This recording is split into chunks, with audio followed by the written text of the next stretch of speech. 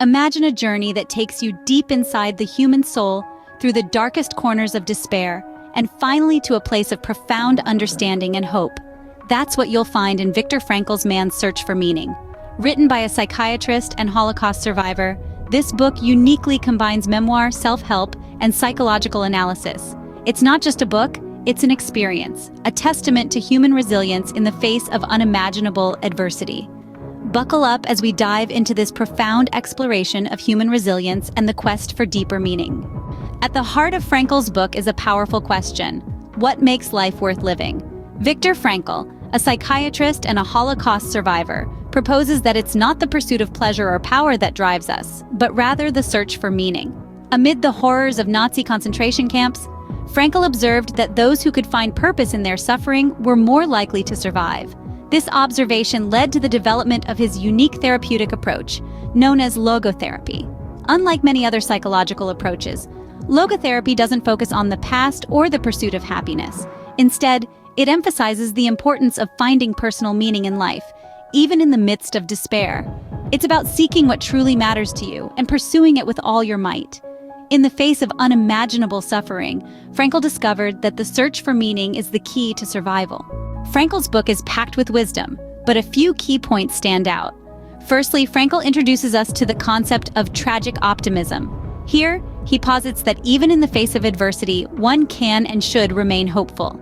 This idea is deeply rooted in Frankl's own experiences. As a survivor of Nazi concentration camps, he had to confront unimaginable suffering. Yet he found that those who managed to survive were often those who could find some meaning or purpose in their suffering. They chose to see their circumstances not as a cruel punishment, but as a test of their resilience and spirit. Another key point is the idea of existential vacuum. This is a state of emptiness and purposelessness, often experienced in modern societies. Frankl argues that this vacuum is a result of the loss of traditions and lack of concrete meaning in life. He gives an example of his patients who, despite having achieved professional and personal success, felt a deep sense of emptiness and dissatisfaction. He attributes this to the lack of a greater purpose or meaning in their lives. Frankl also emphasizes the importance of freedom of will. He posits that we always have the freedom to choose our attitude towards our circumstances. This idea is exemplified in the book when Frankl recounts his time in the concentration camps. Despite the horrific conditions, he chose to maintain a positive outlook, believing that his suffering had a purpose and that he had the freedom to choose his response to it. Lastly, the will to meaning is another central theme. Frankl suggests that our primary drive in life is not pleasure, as Freud suggested, but the pursuit of what we find meaningful. He illustrates this with various examples from his time in the camps, where those who had a clear sense of purpose were more likely to survive. In adversity, Frankl found, we reveal our deepest selves and discover our true purpose.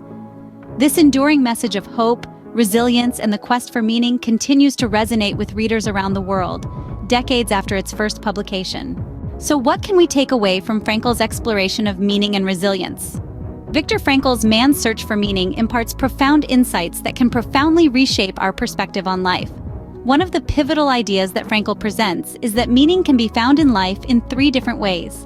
Firstly, by creating a work or doing a deed.